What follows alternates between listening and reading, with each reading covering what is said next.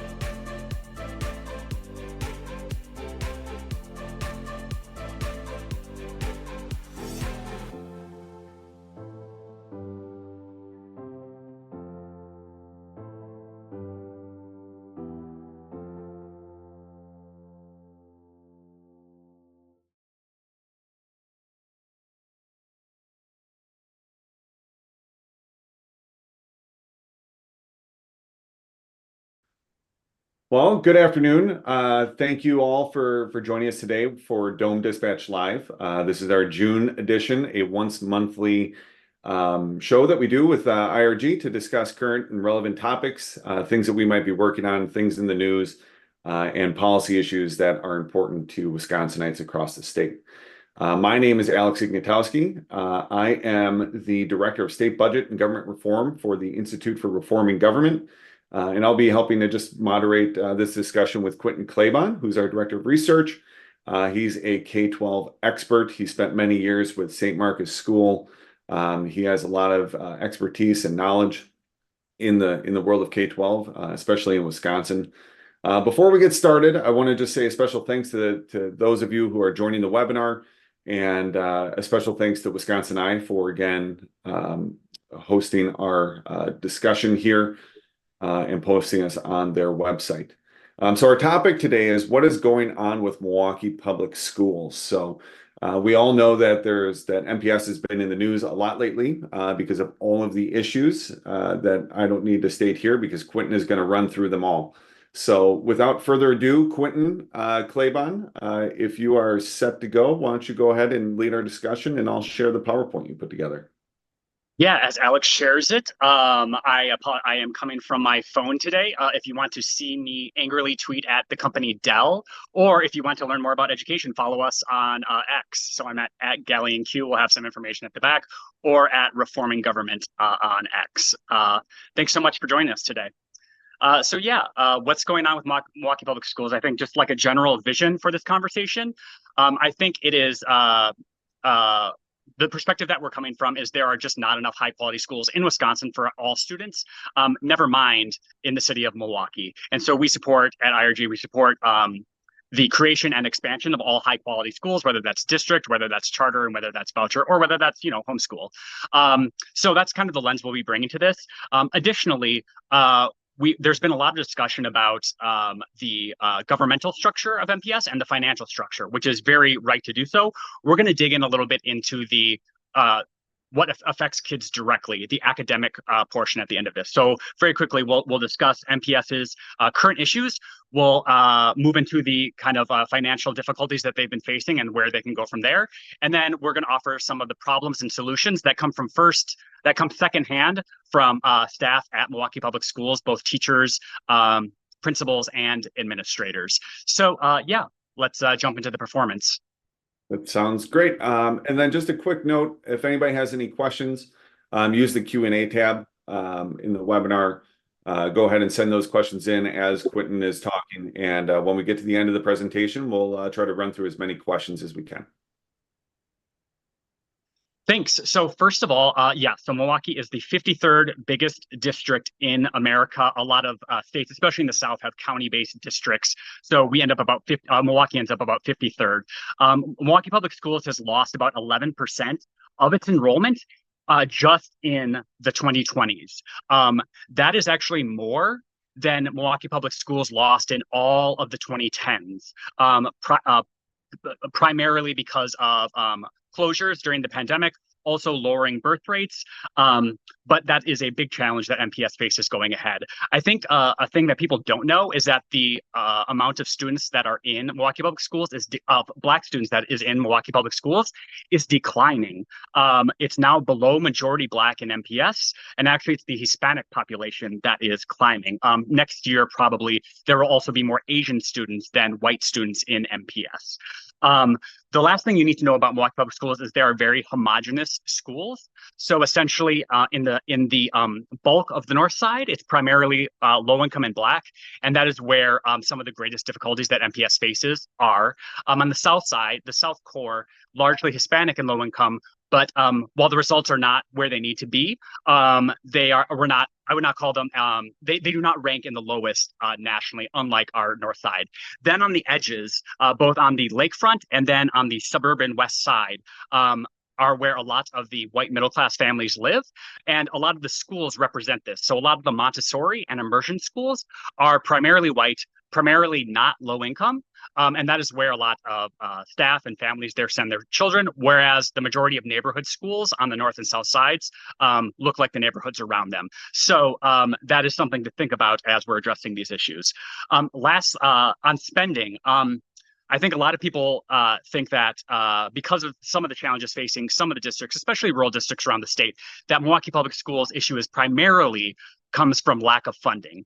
As you can see, MPS is actually 26th highest funded among America's 200 biggest districts. And you'll often hear the state does not support MPS, whether that's special needs funding, whether that's other types of funding. Actually, we're the 21st highest of those 200 biggest districts in terms of the amount of funding that comes from the state and federal governments. So compared to Cleveland, compared to Memphis, compared to Chicago, compared to a lot of the cities like Milwaukee, the state is much more generous to MPS than those states are to their biggest districts. And lastly, when it comes to the conditions in classrooms, Milwaukee does have extremely large class sizes, yet they also have some of the highest pay for teachers in the state, and they have a lot of empty buildings. So when you're trying to square the circle, how are they coming into financial problems? There is high pay, but at the same time, there are not enough teachers to have like moderately sized classrooms, which we'll get into a little bit later. We can go to the next slide. I don't think I need to go into the academic data. Suffice it to say, it's some of the lowest performance that you'll see anywhere in the country, which is a tragedy. It's one that people talk about a lot, but not enough people have worked to address, which is perhaps why we find Milwaukee finds itself in this situation. When it comes to kind of the other non-test score indicators, I especially want you to look at attendance. A lot of the things that people are talking about will not affect students if they're not in class. Meanwhile, on the north side, you have students missing about a third of the school year in any one year. The graduation rate also is the second lowest of America's 500 biggest districts. So while Milwaukee does face challenges of segregation and poverty, they do have competitive funding compared to districts like them, yet some of the end results are literally among the lowest in the country. And lastly, when it comes to kind of end of graduation results, the graduation's not where it needs to be, but also youth apprenticeships when it goes to the trades and college enrollment is sitting very, very low compared to both the state and to similar districts around the country. So that's kind of where we stand. Those are the challenges that MPS faces. Now we'll get into essentially the news. We'll give you a quick summary so you don't have to read 500 news articles about what's going on. I am a huge nerd who either attends or watches all of the MPS board and committee meetings. So I can tell you that I was shocked when on December 21st, there was a resolution that said MPS was facing a budget crisis. If your district has done a referendum, you often know months in advance that they are facing financial challenges, that they will do a campaign to convince the community that those challenges require funding, and then there will be a vote. For example, Madison Metropolitan School District is going to go to referendum. They have 5 or 6 months in order to get that done. This was a surprise. They said in their budget that they passed just a couple months earlier that it was about $100 million deficit, which they often say. They often solve those deficits by not filling a lot of the teacher vacancies, and that's how they save a lot of those. So it was nothing out of the ordinary for people who watch MPS. And then all of a sudden, there was a crisis. So January 11th, they passed a referendum resolution. And April 2nd, they passed a referendum with just 51% of the vote. This is much, much, much lower than it was in the 2020 referendum. This is a $252 million referendum, which would be among the largest in the state's history. It was primarily passed in wards that are those middle-class white families, often who have no children currently in the house, whereas the core voted slight majorities against the referendum. And additionally, a lot of this funding, only about half of it ultimately by 2028, about half of it will come from taxpayers. The other half will come from state aid because of Milwaukee being a largely low-income district. And so that will essentially come from state taxpayers who will be funding a lot of this, this injection of funding into MPS. So next comes the budget. So after this referendum passes, there was celebration. Meanwhile, in the background, DPI is alarmed. The Department of Public Instruction started meeting monthly with MPS staff over missing financial documents. They're essentially missing the fiscal year 2023 documents, which are required to provide final funding in any school year. So essentially, school districts don't get paid upfront based on the number of kids they have and their needs. They get paid throughout the school year, and they get a final adjustment right before the end of June. So DPI really need those documents to be able to make that final adjustment, not just for Milwaukee Public Schools, but for those of you joining us outside of Milwaukee, that affects every school district in the state.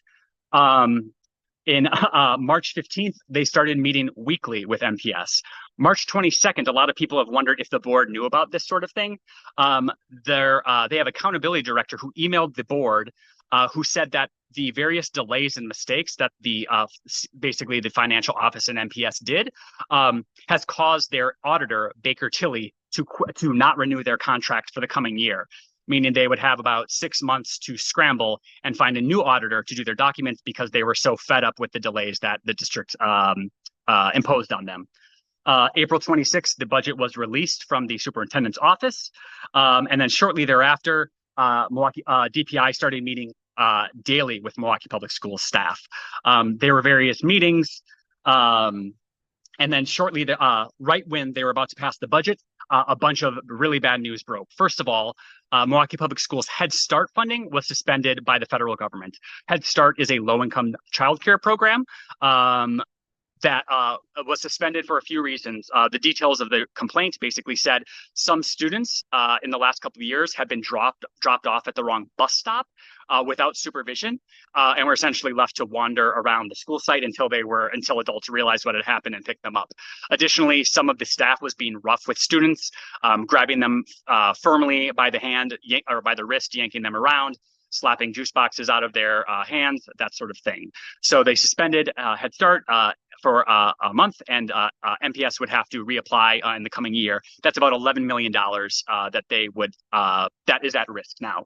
Secondly, all this background information that DPI had been providing to not the board, but to the district administration staff, they made that public in a very, very, very rare move.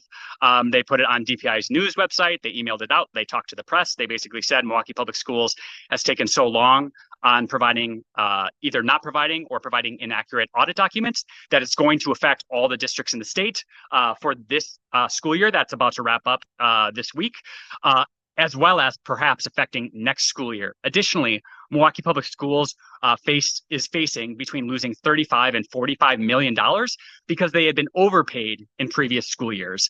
So after they just passed a referendum that will inject about $125 million this coming year, about a quarter of that is going to be evaporated to basically pay this debt for money that they received in previous years.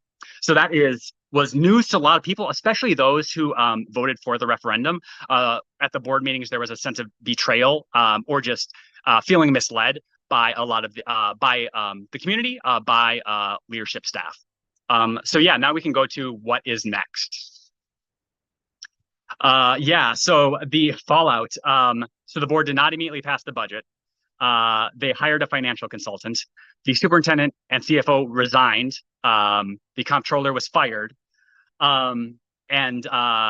The first kind of hurdle that MPS had to face, they unfortunately tripped on it. Essentially, DPI said, give us a draft of a plan that will help turn you around and help you meet the requirements that we've laid out for you. The plan was very basic, kind of I forget how many pages it was, but a few pages basically drafted in Google Docs or Word that had just kind of general goals with no real firm timelines. Again, DPI did something unprecedented. They kind of on social media and in the news basically said that draft was unacceptable. You need to do better, and we're going to give you a draft back. It took about a week and a half, but they eventually drafted and passed that plan. Right now, there is an interim superintendent who has just been appointed. There are going to be 2 audits that the governor has announced and will soon roll out. One will be a financial audit. This is not looking for efficiencies. This is strictly looking for compliance, why these delays and mistakes happened, and then just making sure that they're not breaching any legality. Secondly, there will be an academic audit just on what classrooms look like. We don't really know the details for that right now. Lastly, because of the really bad timing of this resignation of the superintendent. Obviously, superintendents have been hired for this upcoming school year, so there are really no candidates available. So it will probably be 1 full year of having an interim superintendent and a year-long search for a superintendent, walking into a really difficult situation. And again, just kind of a hurdle that the district that I live in tripped on. They announced 4 candidates for interim superintendent that will be decided on in July. One of them, the former Green Bay superintendent, immediately withdrew his name a day later. So not sure what happened there. He has been a little bit flaky in the past on certain jobs, but he immediately withdrew his name. So it's down to 3 candidates, 2 who already work for the district, 1 who works for DPI and used to work in Beloit. So yeah, that has been May and June. It's been a lot. Now we can look what happens in July and going forward.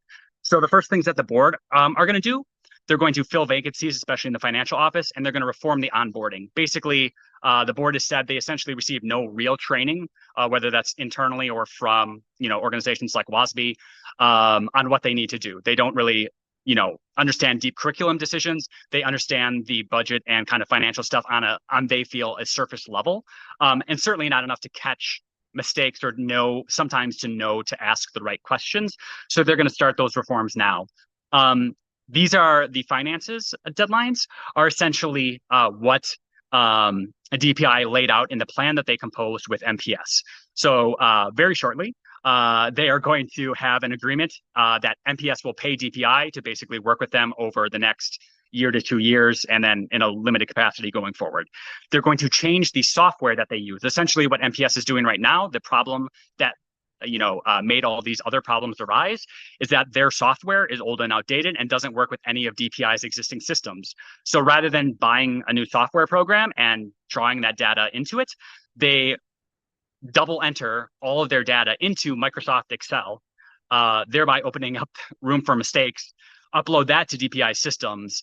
And because of how the spreadsheets are set up and because of some inaccurate information, DPI and auditors have sent information back multiple times.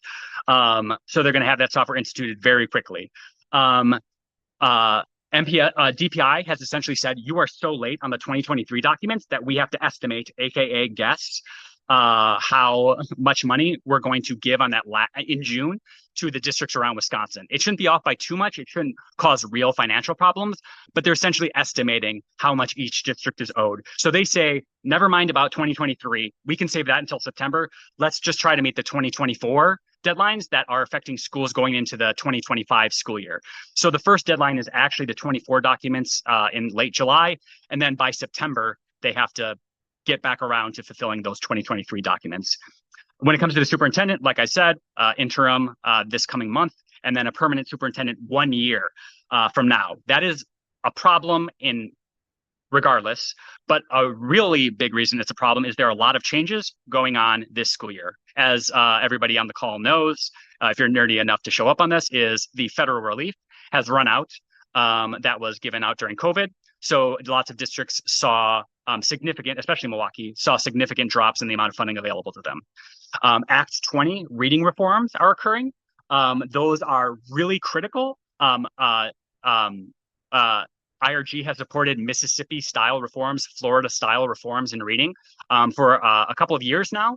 And it has been great to see legislation passed and hopefully enacted by DPI to get kids reading at a higher level. That comes with a lot of opportunity, but also with a lot of new requirements. That'll be new to districts and administrators. And so it's going to be new to the superintendent as well. Until yesterday, literally yesterday or 2 days ago, DPI was going to buy new math curriculum on top of reading curriculum, and they were going to roll out new math for all of the districts. They aborted that, perhaps on me calling it out in a board meeting, and also just needing to save some money, given that they are going to be penalized about $45 million coming up. The superintendent is going to have to watch financial revisions. And then lastly, a lot of school districts, especially large districts that are becoming depopulated. So districts used to be able to fill 40 buildings full of kids. And now because people are perhaps not living in cities as much anymore, or because they're not having as many children or children at all, those buildings just aren't filled. And that creates inefficiencies. If you have fewer kids per classroom or fewer classrooms used, you're just not operating at efficiency. And that means you're draining funds. And that means in a lot of districts, you're consolidating schools. Milwaukee, for a few years now, has resisted closing any schools. And so they could probably, if they wanted to, close about 25 schools. They likely won't, but they could if they wanted to. Especially on the north side, many of the schools are 2/3 or even half empty, or sorry, a third or half empty. So the plan will come out in October that suggests how they should shut down some of these schools, which will be very, very controversial and will be very, very hard on this interim superintendent. And then lastly, just some audits coming up that I mentioned through Governor Evers. So that is what is in store. It will be one of the most difficult years that Milwaukee Public Schools has faced, and they will be going with temporary leadership. And that's why it's important to talk about the problems and solutions that the city, that the district itself, that the state, and that just community members can help MPS solve. So let's talk about those. As I mentioned before, it's really important that we get those organizational reforms done, but it's really, really important to affect the stuff that directly affects students. So this is not intended to be exhaustive. It's not even intended to necessarily endorse, to provide say these are the set of solutions that everyone should do. This is to start a conversation. We've essentially seen no recommendations when it comes to the classroom, to the staff, from anybody out there. And so IRG wants to start that conversation.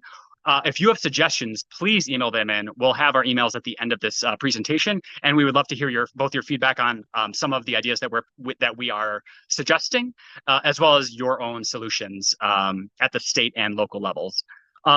This is really important because the Marquette University poll that kind of does other stuff like around the presidential election, senatorial elections, and just kind of general mood of the state, they just put out a poll on satisfaction with schools. As you can see, there's been a massive shift, even a few weeks after this crisis, began, in the trust and satisfaction that the city of Milwaukee has in its local public schools. I think a lot of people are dissatisfied with public schools in general, but love their local public schools. Right now, that is not the case. And so this is a challenge, but it's also an opportunity to get some real things done. So let's talk about what we can, let's talk about the problems and then maybe what we could do about them. First of all, the teacher supply. Milwaukee probably has about at least over 100 vacancies going into this year right now. That's a large part of why class sizes are so big. Um, Essentially, when you have vacancies, not only are you having large class sizes, you're telling long-term substitute teachers to drop into classrooms who may be less prepared and know the students worse than permanent teachers. You are not able to screen for quality. You are essentially saying, if you meet this minimum bar, please, better to have somebody in the classroom than nobody at all. And that just affects the education that students will receive. There is very high turnover in staff, which partially creates these vacancies. 1 out of 6 teachers doesn't just move schools. 1 out of 6 teachers left Milwaukee Public Schools between 2023 and 2024. That's from the Wisconsin Policy Forum. They, City Forward Collective, Marquette University, others have done, and of course, reporters in the city have done really great research so far on some of these issues. That one's from Wisconsin Policy Forum.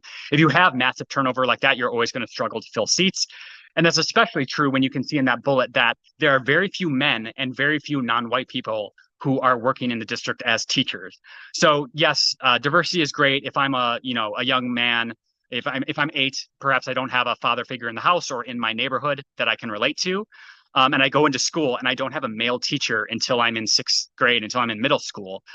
The odds are at least increased that I will not care about school because I have no one who relates to my experiences as a young man, or who maybe can feel what I'm feeling. But besides that, it just makes it impossible to fill staff. That means that the people of Milwaukee are not becoming teachers in the district of Milwaukee. This isn't just a challenge for Milwaukee. This is a challenge, especially in rural areas around the state, in our medium and large sized cities around the state. It's really the suburbs that have had the easiest time of making sure that there are staff, and even they're facing challenges at this point. But especially in MPS,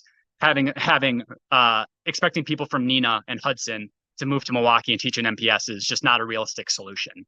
While, of course, Milwaukee welcomes anyone who wants to. Lack of city support. There are just very few opportunities for internships and apprenticeships for high schoolers. They do exist. There are programs called M Cubed that work with the university system and just other partners in the city to make sure that students who have a motivation and a purpose are able to plug in. But it touches very, very few students within the city. And that's an easy one. A lot of the business and government community in Milwaukee and in the state has talked a big game about how there need to be changes that are happening, and we're willing partners in making sure those changes happening. This is a big one. There just aren't enough opportunities for high achievers to do what they want to do while they're in middle school and high school. And then lastly, a lot of people talk about the bloat in the central office of MPS. Certainly, that is a conversation worth having, but that is not what I would primarily suggest as the biggest financial problem, besides, of course, the major errors that are occurring. But in terms of bloat, there are so many contractors that MPS hires without really knowing what they're doing or what the effects are. There have been contractors who have received $65,000 to $75,000 who have not actually done the work that they were hired to do. And it was not brought up until a board member caught wind of this from certain staff who caught this individual out. There are suppliers and renovators who will overcharge, who staff and district people think are overcharging the district. When you have one $50,000 contract that's not doing anything, that happens to every business. When you have, however many there are attached like barnacles to the ship of a $1.47 billion budget, that's where you really get weighed down. And that's where individuals in the city are making money off of the kids of MPS without any of that money really getting to kids. Unfortunately, when these kind of programs come before the board, rather than asking tough questions like, hey, you're in a mentoring program, you worked with how many kids? And then when you worked with 50 kids, how many of those came to class more often, raised their GPAs, got engaged in class, raised their attendance? Those questions aren't raised. That's something the board is starting to do now, unfortunately, very long after the fact. But a lot of these contractors are allowed to just skate through without any real oversight. But unfortunately, there's another slide of problems, unfortunately, that we need to get into. This is where I nerd out. Milwaukee Public Schools was about to spend $24 million on a math curriculum that I thought suggested was a bad fit for the district. And also, teachers didn't know it was coming. They were very surprised to hear as they were showing up for these budget meetings, though they had been emailed, but they were very surprised to learn that despite after all these budget things, they were going to show up in August a couple of weeks before school starts saying, hey, guess what? You have new textbooks and you have to teach math in a new way. Surprise, your students come up in 14 days. That's the kind of thing that happens too often in MPS, partially because of too little connection with teachers, just kind of a trust that teachers are informed on these issues, and then lack of attention by the board. When this curriculum purchase was made by the board, there was not even a presentation like there are in other school districts around the state. How do we arrive at this choice? Why is it good for kids? There was not even a presentation to spend $24 million. And that just can't happen. Curriculum is a major driver along with teacher quality in what good classrooms look like. And unfortunately, that's not been cared enough by both staff and the board and school leadership. There's just a lack of training. Like I said, teachers are essentially dropped in August, whether that's reading, math, financial literacy, civics, whatever it is. They're getting dropped in with very little training, basically learning on the job for a full year. And that's also just leads to lower results. And then lastly, student turnover. IRG is unabashedly for school choice. It's really important that we don't just like grow quality schools in the voucher and charter sectors, but also in district sectors. But we help grow those high performing schools to make sure that if there are high performing schools that have waiting lists, that those schools can expand and serve even more kids in a great way. But right now, there is not consistency in how families choose schools. There is 25% turnover. This is from the Journal Sentinel and UW Oshkosh at last check. 25% of students in Milwaukee switch schools every year. So essentially, if you're a fourth grade teacher, you're building relationships with the third graders coming up. A quarter of your class is not going to show up in your classroom in the next year.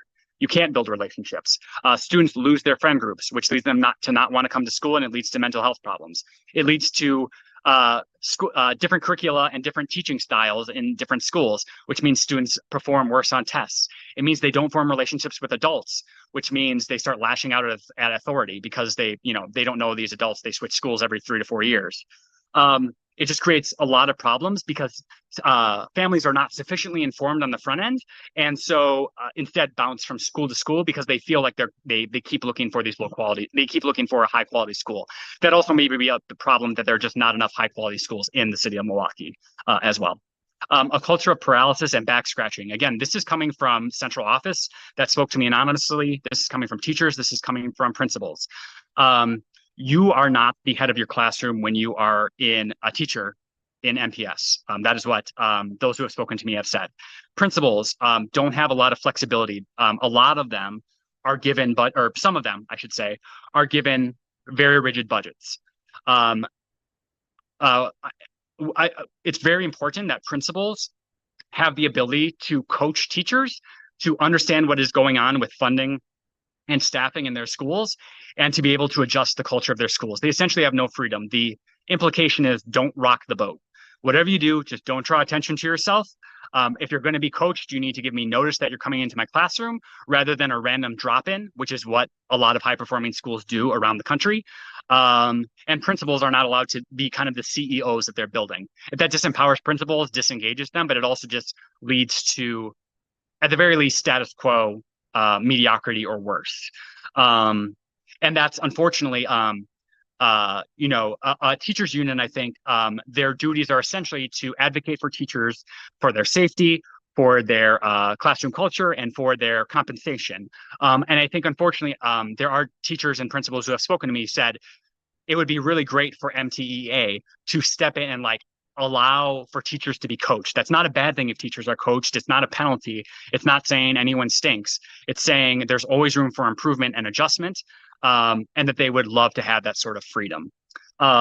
Principals in MPS are appointed. So that can seem arbitrary to many folks, not based on performance or insufficiently based on performance. And unfortunately, there's very high turnover for principals. Additionally, until Superintendent Posley recently resigned, a lot of the staff hired, not all, but some of the staff around him was essentially his circle of trust. And that created a divide between kind of the people who are in classrooms and upper leadership. Lastly, just classroom disruption. This is something that's really hard to talk about, but is a reality, especially after the pandemic.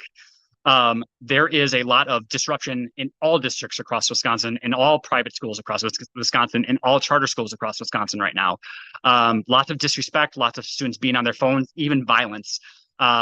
Racine is seeing sky-high suspensions, for example. But this is especially true in Milwaukee public schools. One example that was on the news is a few months ago, a paraprofessional, someone who's making very low wages, corrected a student, got into his dispute with a young student, I should say, a young student. The student said that the paraprofessional spit on him. No idea what actually happened. That's what the student said. Either the student or the staff called home. The father of the student came into the building, found the paraprofessional, apparently security either standing on the side or not intervening right away, punched the superintendent in the face multiple times. The paraprofessional had to have plates put into his face, as far as I understand it right now, at his own cost, although I think that's being litigated, but at his own cost had to get that replaced, black eye, everything, as the security guard tried to claw the father off of him. That shouldn't be happening to teachers. That is a teacher's rights issue. Not only does that sort of thing happen from the youngest kids up to high schoolers, but also just the disrespect in classrooms. There are lots of kids in MPS who want to learn, whose learning is disrupted by students in class who are not allowed to be suspended from the classroom. That is because recently MPS was sued for over suspending students, which kind of created a culture of chilled the culture. If it's basically a method of last resort, and it should be, suspensions take kids out of class and don't allow them to learn. But if one student removed from class allows 28 other students to learn, that's something that at least needs to be considered and debated, or at least acknowledged as an issue. Expelled students get rotated with very little notice. Teachers will get notified that a student got expelled for a fight or a major disruption and at another school, and they'll be dropped into their school because MPS is obligated to provide that education, which is terrific, and they deserve credit. But they'll get essentially no notice from that. And that's really hard on teachers who may have had a great classroom culture one day, and all of a sudden a student who just, kicked a teacher in the stomach is now in their classroom the next day. And again, all students deserve a high quality education, but what is the best way to provide that to all students, including those students who are not engaged in class? And then lastly, I talked about absences. There are students who just don't show up to class. There are teenagers out and about, both in summer and now, who should be in class, but there are also students who are hypothetically in school who are not actually in class. And again, because there is a culture that students are not allowed to be disciplined, or it's just easier and teachers have so many obligations and deans have so many other obligations to do. Students, roam the halls, go to the bathroom, get a drink, talk to their friends, go to their lockers, and there's not learning occurring. So that is a lot of problems. Those are a lot of problems that are challenges, but there are some solutions that IRG wanted to suggest as a way to start the conversation. First of all, on the teacher supply, we have suggested teacher apprenticeships. This is something that IRG was first out of the gate on in Wisconsin. Other groups like the Wisconsin Institute for Law and Liberty have also suggested it. And actually, the Department of Public Instruction has actually suggested it through the Evers administration, which is great. It's a bipartisan policy that is instituted in a lot of states. Wisconsin currently has rolled out a pilot, a very low-use pilot in a few districts. IRG definitely feels like this should be rip the Band-Aid off, let's go. Let's get teachers into classrooms right now. One of the things preventing that is that some of the universities and technical colleges in cities don't offer teacher apprenticeships. Right now, Milwaukee Area Technical College and UW Milwaukee and Marquette and Concordia, which is in Mequon, a suburb of Milwaukee, they don't offer teacher apprenticeships. So meanwhile, places like Eau Claire, La Crosse, Wausau, they do. And that's great. Every city, no matter how big or small, should have them. But Milwaukee is facing a huge crisis, and teacher apprenticeships could be essential in that solution. So for both state and city legislators, as well as the business community, that is definitely something that should be rolled out now. We will endorse that one. Human resources yield rate. This is very boring, but if you've ever applied for a job, if you have the unfortunate privilege of trying to apply for a job in the last 5 years through a kind of automated system, you'll know that you have no idea what's going on. You might not even get an email confirming that your application went through. You will get no communication from some of the leadership. You have no idea if they looked at your application, whether you were considered, rejected. I know people like 6 months after they applied for a job, they're like, hey, guess what? You got rejected. Meanwhile, they're 3 months into a new job. That it happens in a lot of school districts, and that's something that should be analyzed at MPS. That's something that some, but not all teachers have said occurs. They're just not getting response rates when they have friends apply, and so a lot of them take jobs in other cities. So it would be great to have an audit of that process. Lastly, the mayor of Milwaukee, as well as Governor Evers and the superintendent of public instruction, have said, hey, we want to do whatever we can to make sure that MPS hires a great new superintendent. That's awesome. In my opinion, what are they really going to say? Like, hey, make sure they focus on achievement and make sure that students are prepared for jobs. Yes, of course. That's not necessarily that big a value add, although they should obviously participate.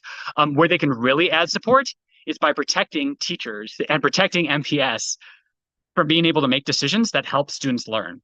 That means communicating with Washington. That means communicating from state to city. That means communicating from the district to the city, to law enforcement, to everything. That's a place where they can add a ton of value to make sure that we're not just suspending kids for no reason, that maybe there's restorative justice if people like that there are other means for people like that there are other ways to make sure that kids are learning, but if need be, that we can ensure the largest number of students are in classrooms learning. Lack of city support, besides what I just said, again, the for-profit and nonprofit groups can provide a lot more internships and apprenticeships. MPS has actually done a great job in trying to expand apprenticeships. They now have a signing day, kind of like students who end up doing college sports. There's now like a signing day where you announce what college you're going to attend and play sports at. They're doing that for apprenticeships, which is so cool and a great way to create a culture. That should be as big a deal in the city of Milwaukee as Summerfest, as whatever. That should be a big celebration for college enrollment days, apprenticeship enrollment days, technical college enrollment days, or going into the military. That's a place where the business and city can help out, as well as higher education. Lastly, just creating kind of a one-stop shop for opportunities for students, especially those in middle and high school. If I want to be a doctor, it would be great to shadow at a pharmacy or in a hospital when I'm in 6th grade or when I'm in 10th grade. There needs to be way more of that, and it needs to be easy for parents to find out where those opportunities are so that students are occupied, especially during the summer. I don't know if you've checked the newspaper, check the Journal Sentinel, or check the television news in Milwaukee. It's been a very violent summer, unfortunately. Make sure that students are engaged in something healthy. It could be after-school sports. It could be other opportunities, but it should be a one-stop shop. Lastly, those contractors. One thing that you could do is start from zero-based budgeting. That means basically every single contractor has to justify their contract in the coming school year. It will be really long and boring, but every single person has to give a presentation and justify what it is that they're doing. No one is assumed to get that money. And then if there is dead weight, that dead weight can be cut. That is one option. Another option is just making sure that the financial audit that's coming up that's kind of suggested by the state government, by Governor Evers, and by the state legislators, that includes contractors, not just whether are they complying with the law, but like, what are those contractors doing? How are they using that money? I think that's something that should be part of that audit. So those are some ways that you could save the district a lot of money, put that money back into classrooms, into teacher pay, into paraprofessional pay, into supports, mental health, and careers for students, whatever it is. Don't let bad actors make money off the kids. As for the second side of solutions, better board training. It's something that we've already talked about, just making sure that board members know what they're doing. Frankly, I think we could do better board training for all districts across the state. I know a lot of new board members who come to IRG, who come to other organizations to figure out what the heck they're supposed to do. What are some questions they should ask? Where should they look for achievement? Better training on finances, on academics. Could be really good for MPS's board. MPS has so many goals. There are a lot of problems, as we've discussed, and they unfortunately try to solve all those problems at once. It would be much better to narrow those goals to something that's achievable. Get kids to attend class by 15%, raise the graduation rate by 3%, minimize the amount of kids who are below basic, perhaps, in test scores, which means they're below grade level. That it could be as simple, and make sure that teacher retention, improves by 3%. Focus on 4 things and do everything you can to make sure that those 4 things succeed. One, it gives you a chance to show that you are succeeding rather than trying to solve everything at once. It also, as any organization can tell you, you can't solve all the problems in the world at once. Do 1, 2, or 3 things and do them really well, especially at first. that's something that the MPS board hopefully will adopt. It's essentially a question that any superintendent should be asked to make sure that they're not trying to conquer the world in their first year. Like I said, Act 20 reading reforms are really important. This is something that the Republican legislature suggested that was ultimately signed by Governor Evers and became a bipartisan vote in the legislature. Essentially, this will go back to phonics, among other things, on how kids should read. It's going to involve parents. It's going to supply funding. It's going to make sure that kids read at a really high level if we do it right. Right now, there's no indication that Milwaukee Public Schools is doing it right. And so, again, that should be question number one for any superintendent. How did you institute reading reforms in your district, and what would they look like going forward? The reason this is important is not because perhaps while we should challenge every student to be college and career ready in any district, in very low income districts, rural or urban or suburban districts, we should say every student should be college or career ready. What really matters, especially in low income district, is below basic. If you're below basic, that means you're below grade level. It means you have a high chance of dropping out of high school. It means you have a high chance of bouncing between jobs once you graduate. It means a high chance of not being in the same apartment or house through the course of your life, not starting a stable family. It just creates so many downstream problems. If proficiency stayed exactly the same, but below basic, the 50 and 60% below basic in MPS went down to 30%, that would change the city of Milwaukee and the state of Wisconsin, even if not one more student was proficient. So we can do both, but at the very least, we should focus on those lowest achievers, and that's what Act 20 is going to do. Student turnover, DPI can certainly, or the legislature can ask for turnover data for district schools, for charter schools, for voucher schools, whatever they want to do. What is the turnover rate for MPS schools to understand the challenge that those schools are facing? Nothing even has to be done about it, but if we understand the challenge of where students are flowing, it can show us, one, where the highest performing schools are because parents are flocking to them, but also which schools are having the highest turnover, which suggests low quality, not just from an academic standpoint, but from parents making that choice away from those schools. And then lastly, specialization. Right now, there are a ton of schools named, 15th Street School, Clemens School. None of that means anything. None of them have a mission. In districts like Miami, they essentially made every school a magnet school or a specialized school. If students are already choosing schools, make every school specialized. This is the arts school. This is the nursing preparation school. This is the agriculture school. This is the HVAC school. Whatever it is you need to do, give every school a mission. When schools do that, they have a goal, they have a kind of a vision that they can chase, and it will help families and students make decisions about where they want to be and stick with those schools. And also it may mitigate if test scores, stay mediocre or bad. At the very least, students are acquiring skills that can help them be employable outside of the workplace, which they currently don't. Empower principals. This one's straightforward. Just make sure principals can make decisions about their school. The decisions should not come from central office beyond big directives, those big vision goals. Beyond that, hold principals accountable, fire them if need be if they're not meeting those goals, but challenge them to be the CEOs of their own school. They know their staff better than central office. They should be the ones making decisions, and they're the ones affected by it. And lastly, classroom disruption. We kind of already said it. Have a discipline summit at the city, county, state, local level, district level.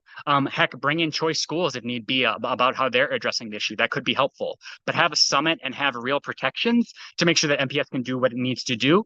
And again, have the government watch out for truancy. If I can say from my personal experience, at my grocery store, there were teenagers who stole a car and, it was on the news, stole a car and, threatened me when I called them out on it. That's really unfortunate. Those were teenagers who should have been in school at the time. While I was coming back from a meeting. I was working, but as I was coming back from a meeting. And so again, the city can help with that. So those are the biggest problems and solutions that Milwaukee Public Schools can address. We wanted to start that conversation. We want to make sure that this is not just something that's solved by firing a superintendent or by replacing the board, if that's what ends up happening through elections, or changing the governance structure. That's not ultimately going to affect kids, or it's not guaranteed to affect kids. What will be guaranteed to affect kids is really get into how the classroom works. We've provided insights that I don't think have been provided elsewhere. This is secondhand, directly from teachers, principals, and central office staff. And so hopefully you're getting insight that nobody else in the state is getting outside of Milwaukee. And hopefully that helps create a conversation where we can fix these problems. Thanks so much. That's our contact information, and feel free to reach out. Sounds like Alex will lead questions. Awesome. Thank you so much, Quentin. That was a lot of information. I think that a lot of that is just fantastic. Great stuff for our audience to see. Just a quick reminder to everybody that's on the webinar. If you have any questions, go ahead and submit them in the Q&A. Quentin, I just want to start with just one quick solution that I'm seeing here too, is that the legislature in Wisconsin has the ability and some would say just the necessary and proper role to provide oversight over government agencies, the executive branch, whether it's local units of government.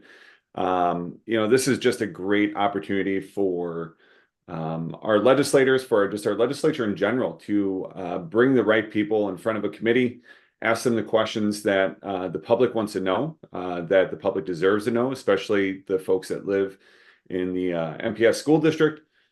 This is just a fantastic opportunity to try and get to the bottom of what's going on and really find some real solutions so that we can help fix MPS and move it forward.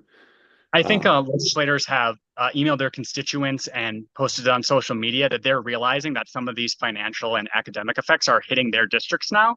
They're understanding that what affects Milwaukee, unfortunately, affects everybody else. And frankly, I think oversight has been underutilized in a lot of ways. And I think this is perhaps a great opportunity, to figure out what's going on, timelines, and then how we can make Milwaukee Public Schools what it should be, what the kids there deserve. Yeah, absolutely.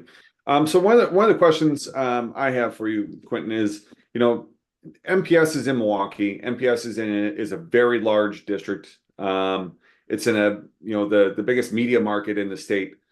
So obviously it's going to get a lot of attention regardless of the issues that are going on. Are some of the issues that we're seeing at MPS, is this unique in Wisconsin to MPS, or have we seen similar types of issues in other school districts around the state? Yeah.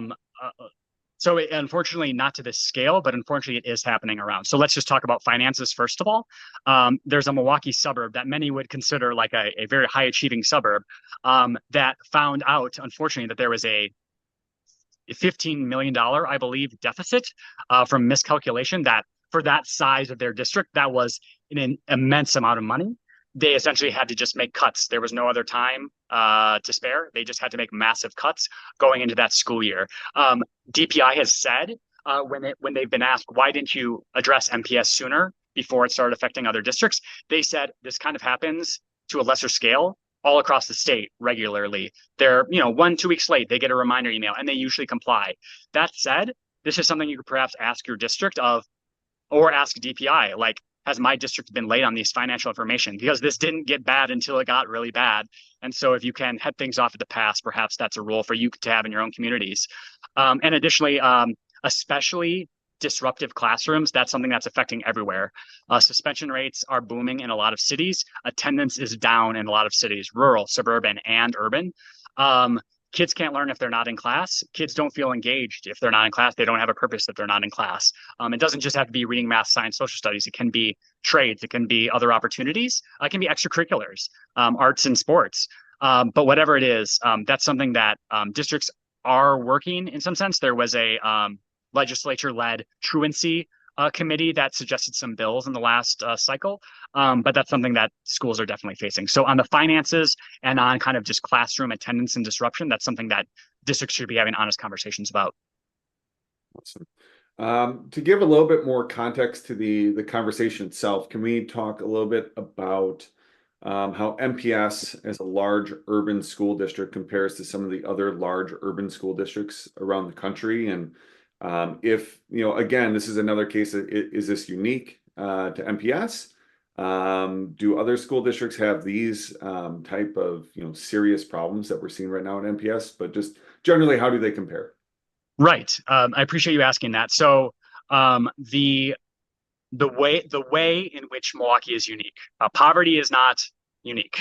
Segregation is not unique. Kind of post-industrial or declining industrial base is not unique, especially in the east of the Mississippi River.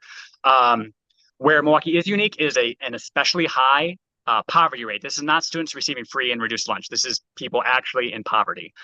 Milwaukee does have a hot, basically is around Detroit level in terms of poverty. Other than that, and that is a big challenge, I won't diminish that. But outside of that, they honestly have some fewer challenges than a lot of districts, or they have equal challenges, sometimes fewer challenges, but much lower results than a lot of these comparative districts. So again, second lowest graduation rate of the 500 biggest districts. So if you're thinking of Memphis, New Orleans, Detroit, Chicago, Buffalo, all these districts, like Milwaukee has lower graduation rates than them. Test scores. The national test scores will come out for both Wisconsin and the city of Milwaukee, comparing nationally. That will come out this winter of this year. On the last go around, Milwaukee students had the lowest Black student test scores of any city that was tested on this test. So that means if you're thinking of like, what does the average Black student in Chicago public schools or Boston public schools or Los Angeles public schools, like how are they scoring? Milwaukee is a year or two behind those districts. I think a lot of people don't have, I think people in Wisconsin have a lot of understand the challenges that Chicago faces. Milwaukee is underperforming Chicago. So I think that gives you a sense both on the test scores and on kind of the results, the graduation rate. That Milwaukee's facing. I guess one more thing I'll say is even the talent doesn't stay in Wisconsin. So a lot of these students who are, let's say, going to 2 or 4 year college, a lot of them, especially Black students, are leaving the state and not coming back. So if you are trying to fix things in these schools, you have to remember Wisconsin and Milwaukee has to be an attractive place to live. That could be things like taxes. That could be things like jobs. That could be a lot of other things, safety.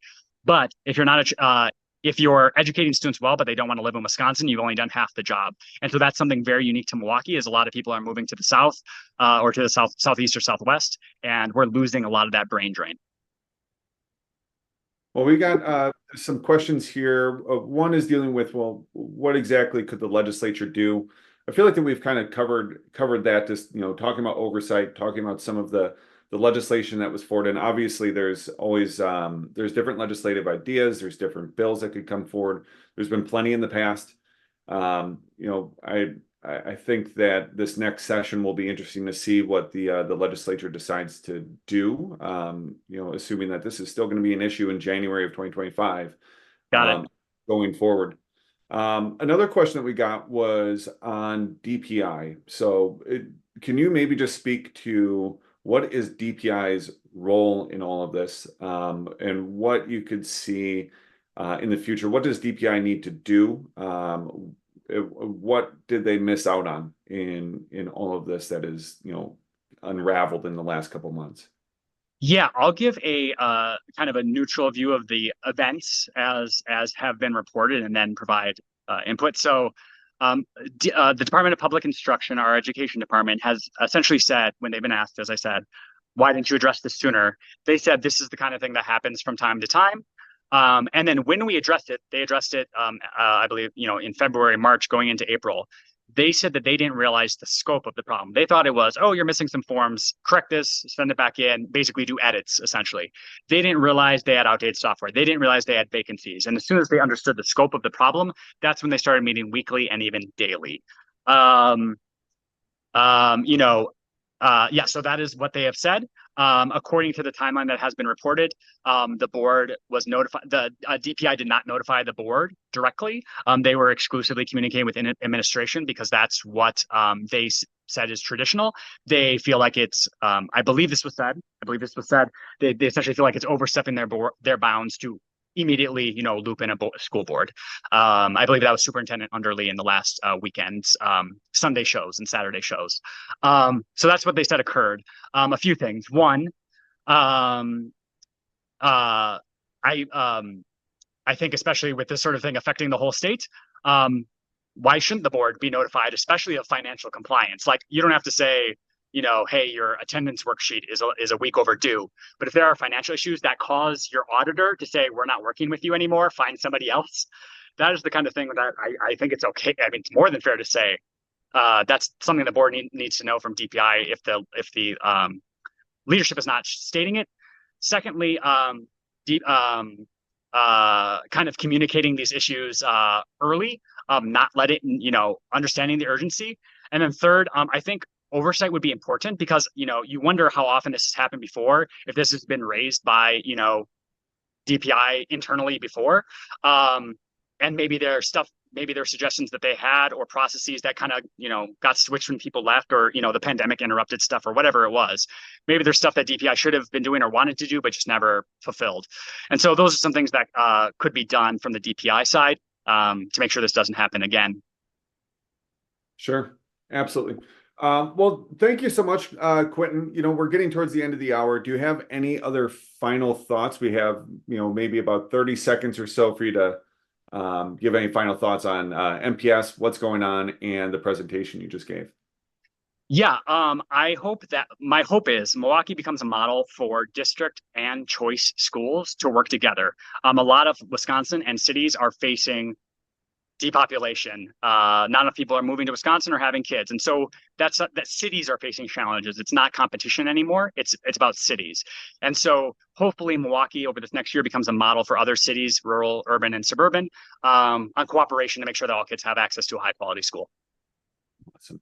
Well, thank you so much, Quentin. For those of you who submitted questions that we didn't get to, feel free to just email Quentin or I, or just the general inbox at IRG. Quentin put up our contact information on the last slide. Quentin is very active on X, and you can see him there.